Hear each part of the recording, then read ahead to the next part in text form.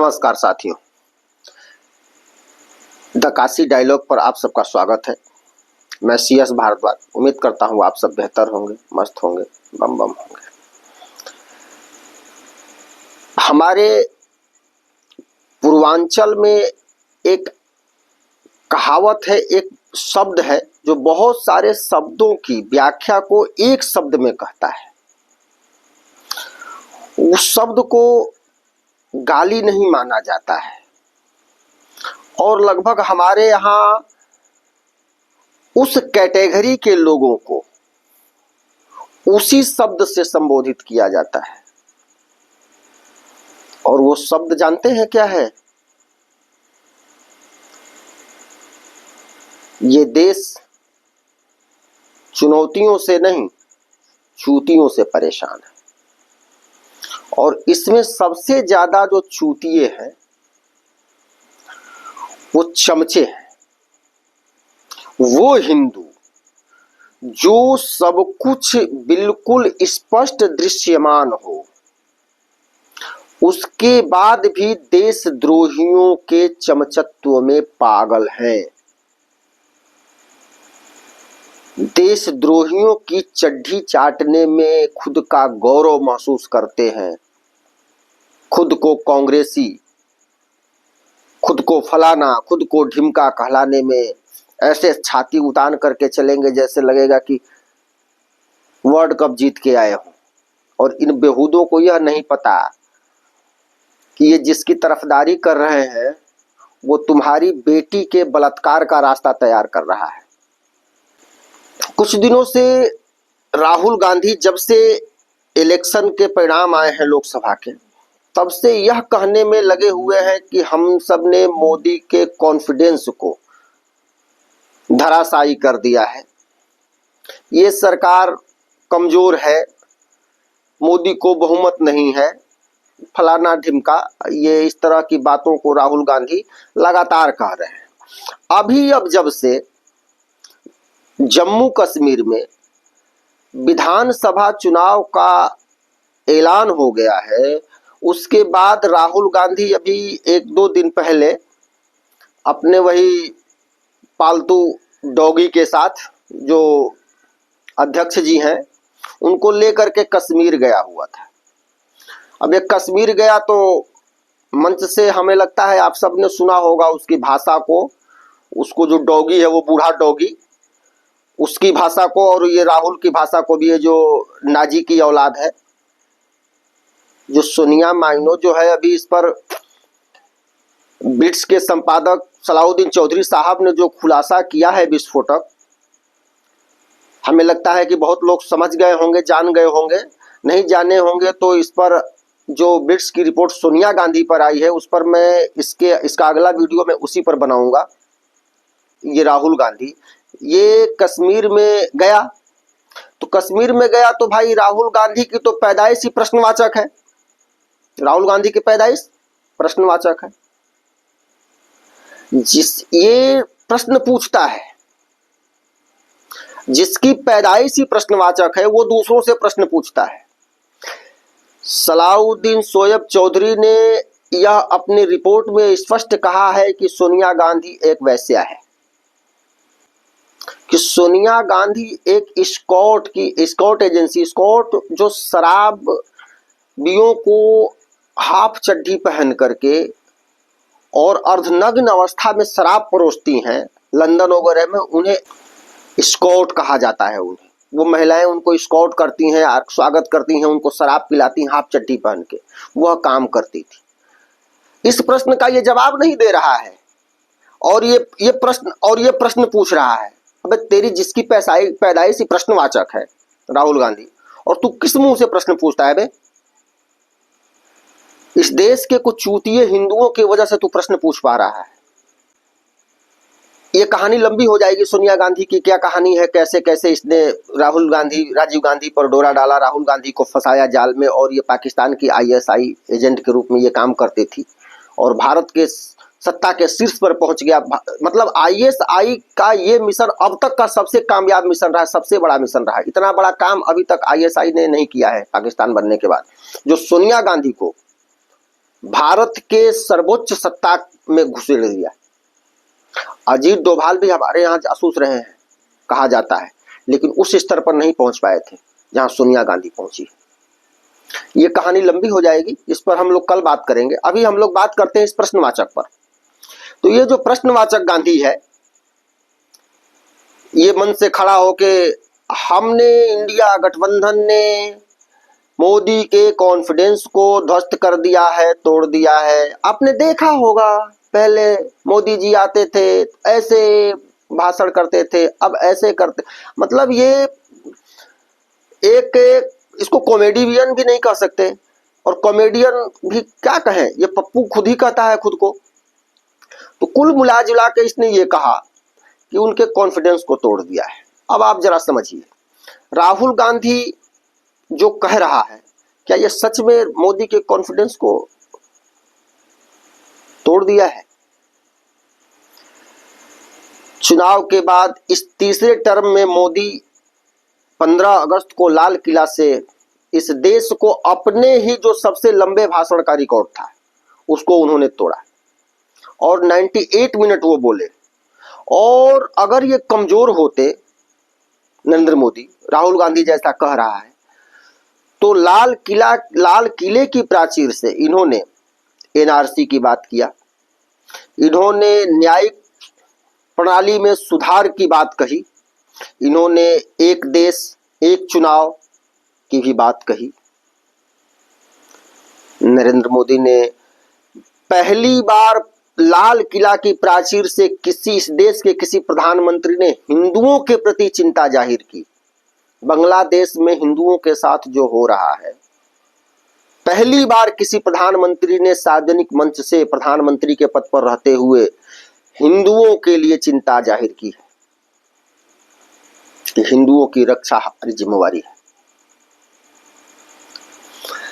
लेकिन कुछ लोग इस देश में हैं जो ये सोचते हैं, या उनके दिमाग में ये फितूर है कि यार मोदी, जोगी, अमित शाह ये तलवार लेके छत पर क्यों नहीं खड़े हो जाते, सबको काट पीट क्यों नहीं देते। अरे बेहूदो, वो संवैधानिक पद पर है।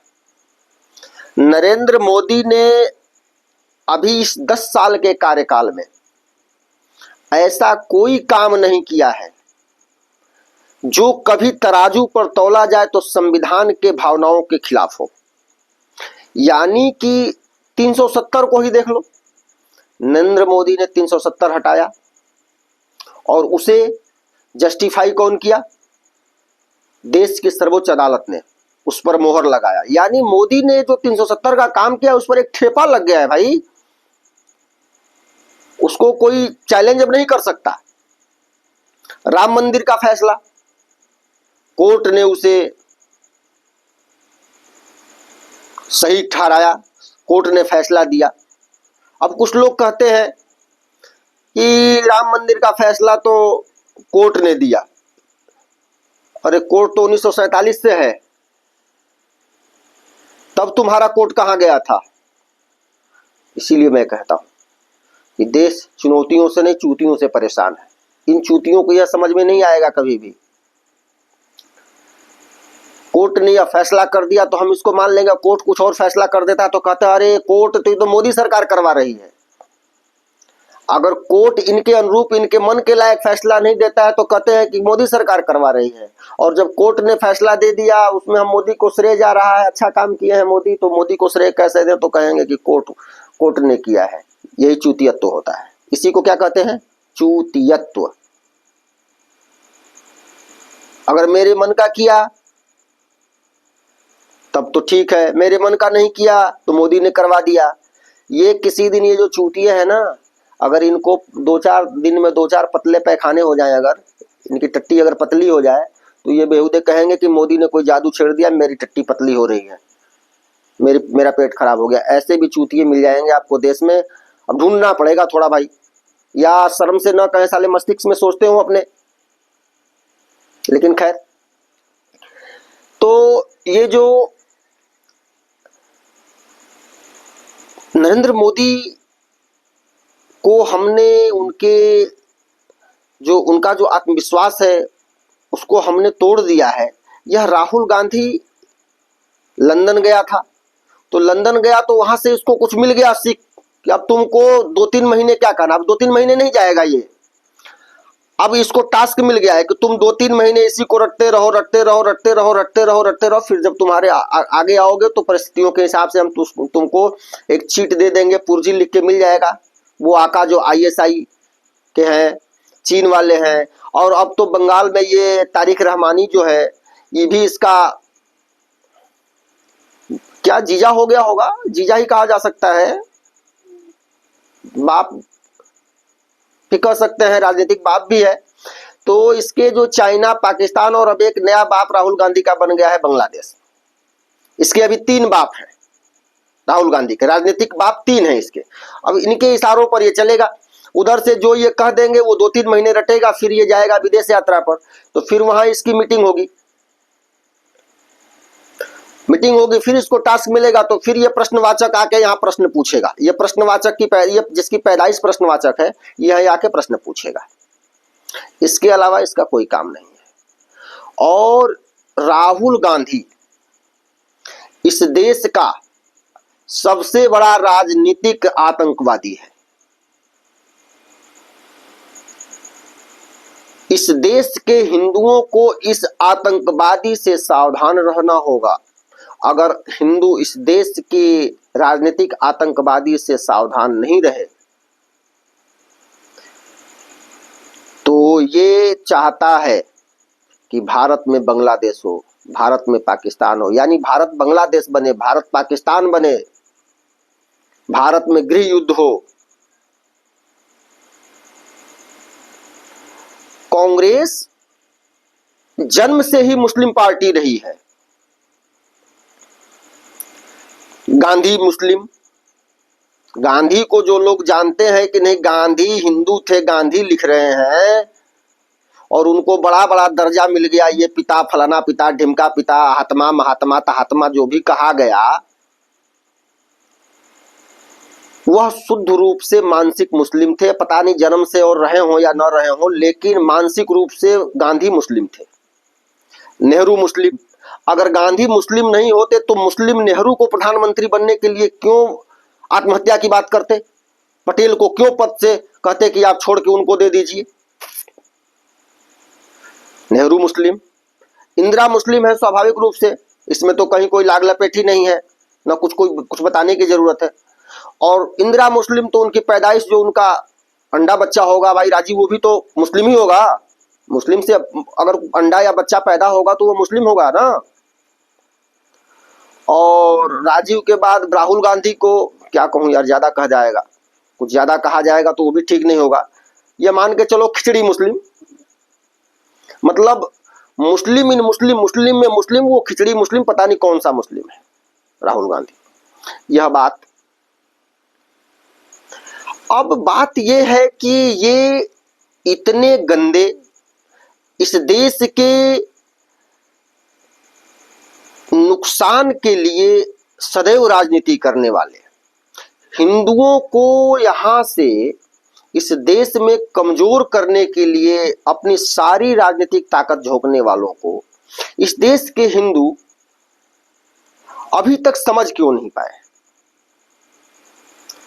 इसका मेरे समझ से एक कारण तो ये रहा कि संचार क्रांति से पहले चूंकि गांव में जो लोग रहते हैं वो अपने खेती गृहस्थी काम काज में, तो जो उनकी रोटी में, उस व्यवस्था में लगे रहे, और उनको इससे मतलब ही नहीं रहा कि राहुल गांधी क्या है, राजीव गांधी क्या है, इंदिरा किसकी बेटी है, मुस्लिम है कि हिंदू है, उन्हें तो इससे पता नहीं रहा।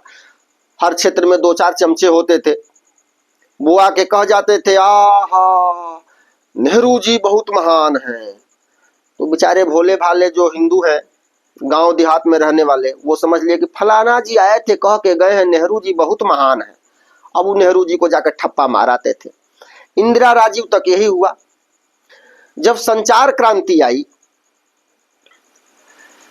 तो संचार क्रांति के आने के साथ साथ इनके बारे में जो इनके काले सच हैं वो उजागर हुए, लेकिन उसी बीच इन्होंने एक अलग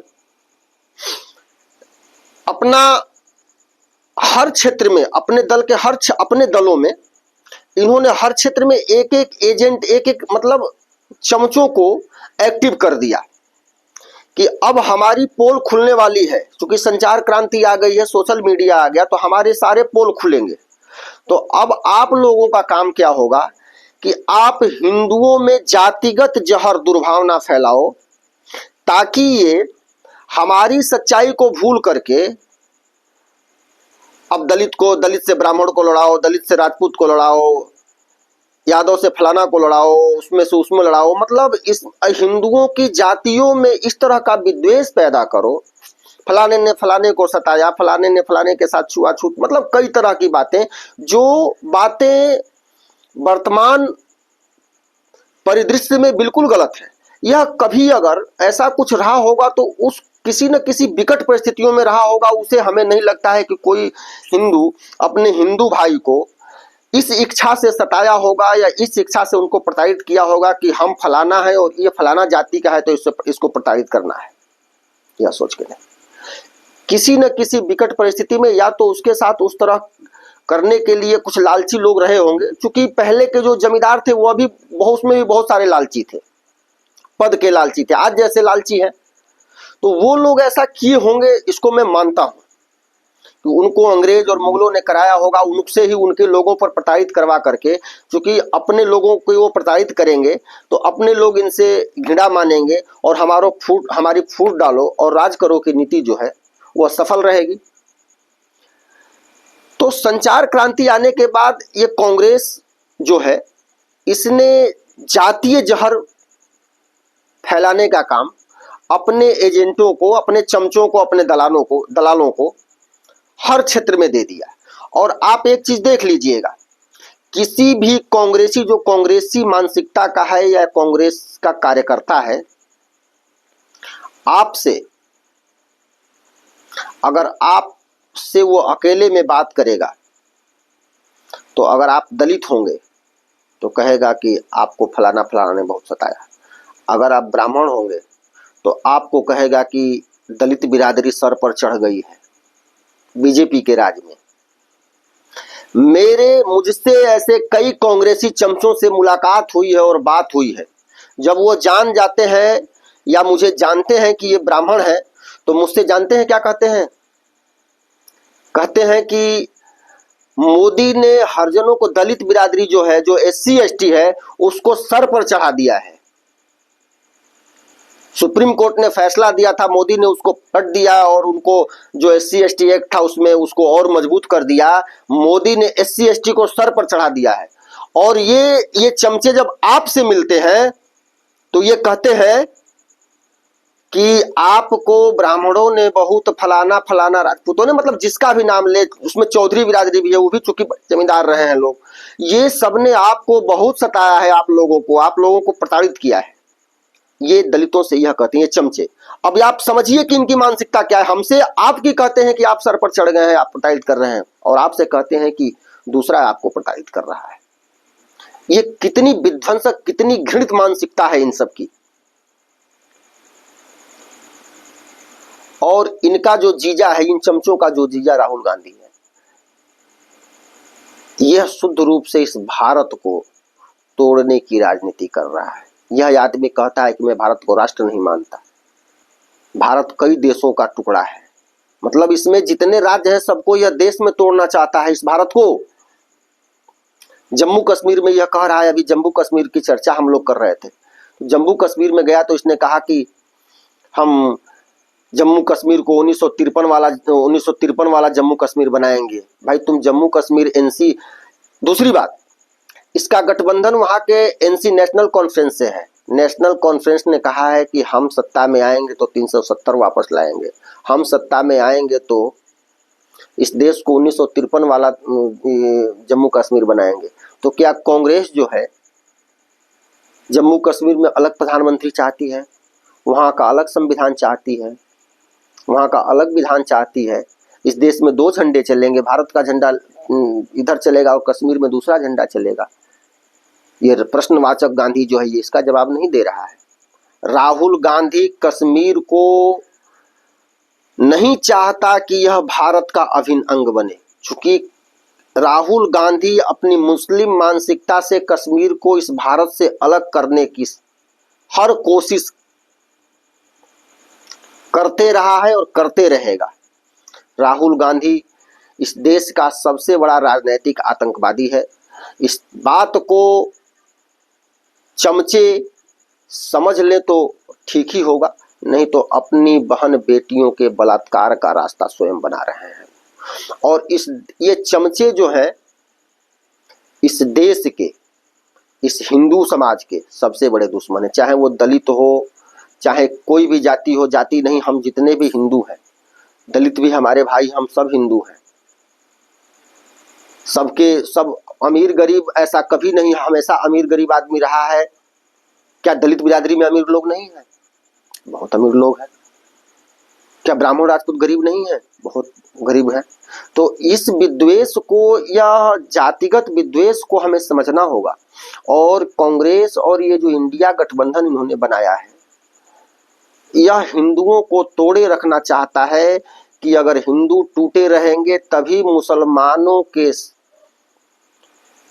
एजेंडे को हम लागू कर पाएंगे इस देश में। और किसी भी स्थिति में अगर हिंदू एकजुट हो गए तो वो मुसलमानों का, इस्लाम का एजेंडा कामयाब नहीं होगा। आपको याद होगा कभी राहुल गांधी ने कहा था कि कांग्रेस मुसलमानों की पार्टी है। अखबार में छपा था भाई, उसका कटिंग भी मैं आपको दिखा दूंगा। लेकिन इस देश के हिंदू, चमचे हिंदू, जिन्हें जो 100 रुपए पर अपना ईमान बेचने वाले हैं, 100 रुपए के टैक्स पर वो मोदी को बुरा भला कहने वाले, इस देश के, देखिए भाई, जो राष्ट्रवादी है, इस देश को सुधारने के लिए, व्यवस्था को बदलने के लिए सब पर कुछ न कुछ बोझ पड़ेगा। अकेले सारा बोझ मोदी ढो ले, या आप ही को अगर पीएम बना दिया जाए और आपकी सोच अगर राष्ट्रवादी है, तो क्या सारा बोझ आप अकेले ढो सकते हैं क्या? सबको थोड़ा थोड़ा बोझ ढोना होगा। अगर व्यवस्था को दुरुस्त करना है, अपनी अगली पीढ़ी के लिए इस देश को बचाना है, इस देश को मजबूत करना है, तो बोझा, चूंकि बोझ जो है वो इतना ज्यादा है, इतना बड़ा है कि उसे अगर सब लोग थोड़ा थोड़ा नहीं उठाएंगे तो कोई एक आदमी उठाने में धंस जाएगा जमीन में, वो नहीं उठा पाएगा। आप भी नहीं उठा पाएंगे अगर अकेले आपको जिम्मेवारी दे दी जाए। तो इसलिए इस चीज को समझिए। और इस जो देश में विध्वंसक मानसिकता वाले, केरोसिन छिड़कने वाले, देश में बांग्लादेश भी हो सकता है, भारत की जनता, इस तरह की बात करने वाले, भारत में बांग्लादेश की तरह मार काट मचाने की संभावना व्यक्त करने वाले, आपके अगर हित हैं और आप ऐसा सोचते हैं कि ये हमारे हितैषी हैं, तो आपसे बड़ा मूर्ख, और मैं कहूं तो वही चुनौती नहीं, चूतिया, इस पूरे दुनिया में ढूंढने के बाद नहीं मिलेगा। वीडियो ज्यादा लंबा हो जाएगा, इसलिए अब इसको यहीं रोकते हैं। अगर आप सबने चैनल को सब्सक्राइब नहीं किया है तो सब्सक्राइब कर लें। द काशी डायलॉग में हम लोग फिर मिलेंगे। बहुत बहुत धन्यवाद। नमस्कार। जय हिंद, जय भारत, वंदे मातरम।